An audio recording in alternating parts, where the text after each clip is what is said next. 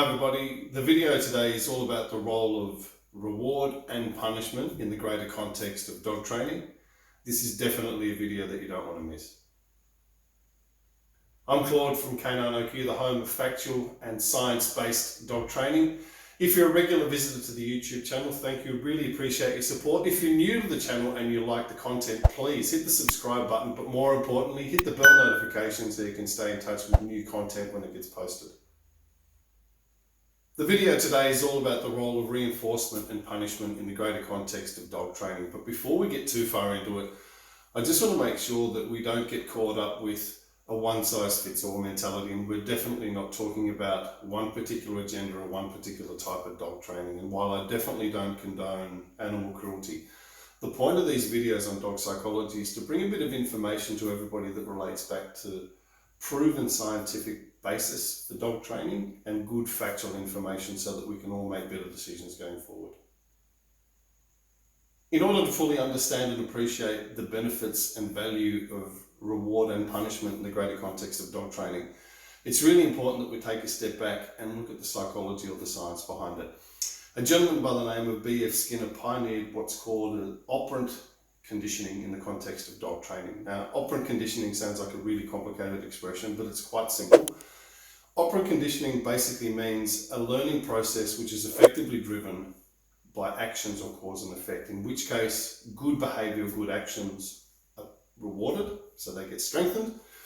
Bad decisions or bad behavior effectively gets punished, so it happens a lot less. The importance of operant conditioning in the greater context of learning has been brought out to be understood a little bit better by the use of what's called an operant conditioning matrix, which is basically what this video today is about. So the operant conditioning matrix, which we'll be talking about today in great detail, is a document that's been used by dog trainers and human psychologists for many years, because it outlines the modes of reinforcement and punishment that are applicable to operant conditioning, but more importantly, how they shape learning. And it's a very complicated tool, but it's a very important tool to use. So we'll be spending a fair bit of time going through it today. So this is the operant conditioning matrix in its totality. Now, it does look like a complicated piece of information, but trust me, when we've finished this video presentation, you'll understand it better than most dog trainers. So the first part is I'll break down the different components of the matrix from an overall perspective to see how the different pieces go together. And then I'll break down all the relative sections that are important in much more detail so that you fully understand how the whole thing relates to itself. So the first thing that I want to explain to people is that the matrix is basically in two sections. The section in green is all about reinforcement, which is strengthening of desired behavior. So that's all about promoting the behaviors that we want or that we consider good in a dog and how to make them happen more often and more predictably. And then in red, it's all about punishment, which has to do with weakening of what we consider to be undesirable behaviors. Now, when we're looking at the matrix, we need to remember that the dogs don't know what behaviors are appropriate to us. They're just doing things in general. So the matrix is all about bringing things to the surface for the dog as to what's important to do and what's important not to do. This part of the matrix, if you see the plus signs, is all about what we call the positive component. Now, positive doesn't mean good. Positive in this instance means I am adding something into the equation to change the dog's behavior, either to strengthen it or to weaken it. So the positive component is the trainer bringing something to the training process. Conversely, the negative signs is all about minus, which is about removal of something from the training process to either strengthen a desired behavior or weaken a desired behavior. So again, negative in this instance doesn't mean bad, it just means we are removing something from the process. So now that we've got an overall understanding of how the whole matrix goes together, what I want to do is to break down reinforcement and punishment, both in their positive and negative components, and give you some very specific examples of how to actually understand what constitutes reinforcement, positive and negative, and what constitutes punishment, both positive and negative. When we're dealing with reinforcement, one of the most common terms in dog training is called positive reinforcement, in which case a stimulus is added to the dog to produce a desired behavior, with the expectation that the more we produce positive reinforcement, the more the behavior gets strengthened and the more it increases. So positive reinforcement could be anything really. It's effectively anything that the dog finds what we call appetitive or enjoyable. So a lot of people use food. So food definitely can be positive reinforcement. A lot of people would throw a tennis ball. That is definitely positive reinforcement. Some people would like to do tug of war work. That's definitely positive reinforcement.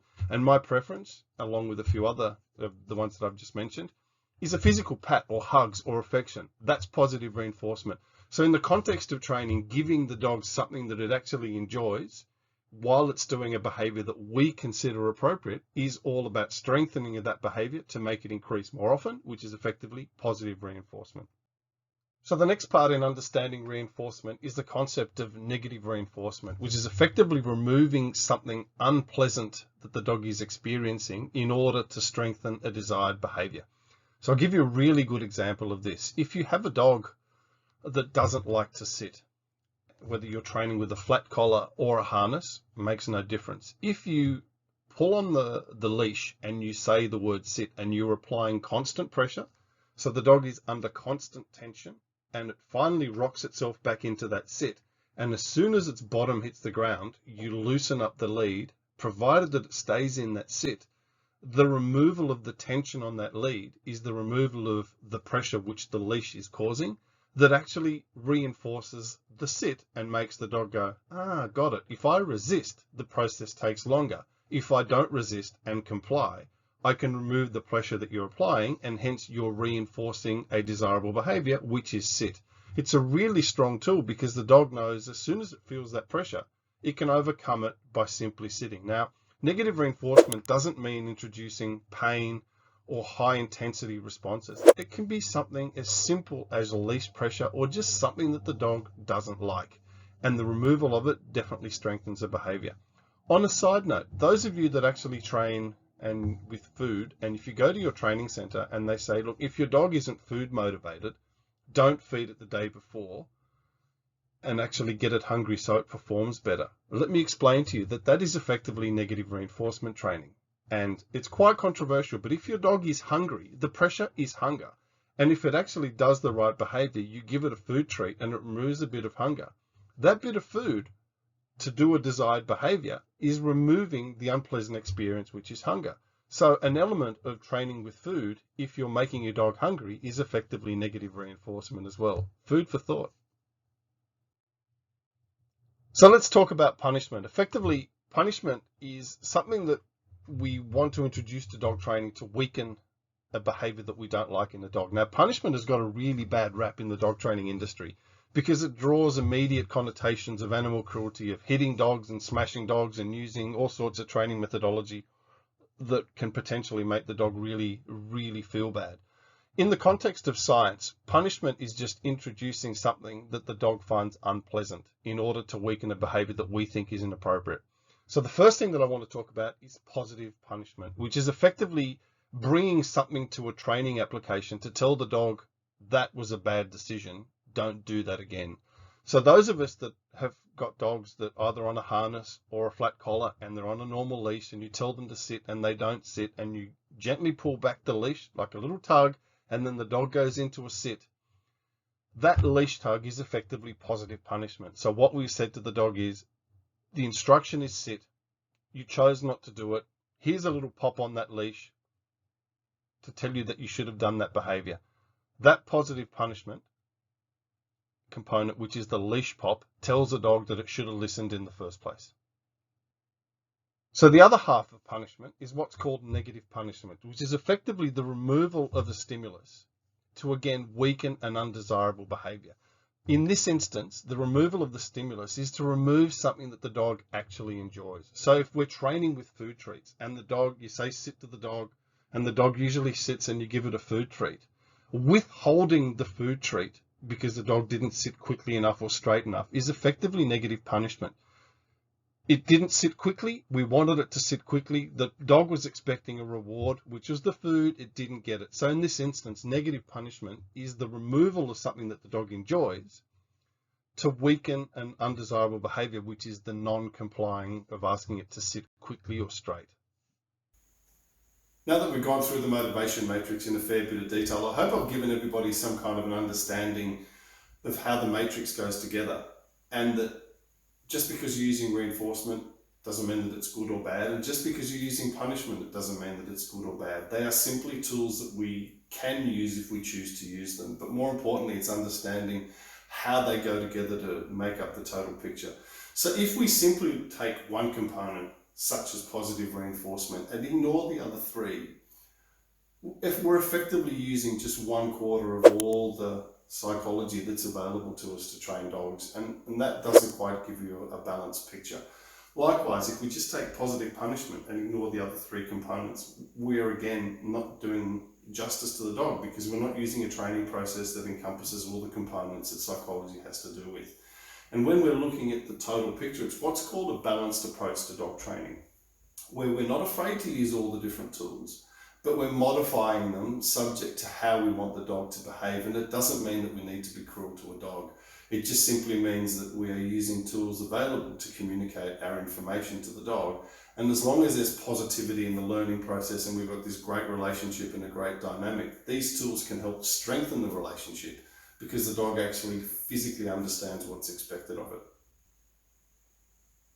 Thank you for sticking right through to the end. I'm pretty sure that there'll be a lot of questions that will be coming through as a result. So if you're still unsure and you need a little bit more information about what we've talked about today, don't be afraid. Log on a comment down below and I'll do my best to explain it. If you don't agree with anything that I've said today, which is absolutely fine, I value everybody's opinion, by all means leave a comment and I'll do my best to address any concerns that you may have. If you want a little bit of additional learning on this, I've actually included a PDF of the PowerPoint slides that I use to generate the actual matrix information, so that's available to you. So if you click on the link below in the description, you'll be able to download it all for your use and reference later on. Again, thank you for taking time to come to my channel and to look at this particular video. I hope you found it informative. Thanks again, folks. See you soon.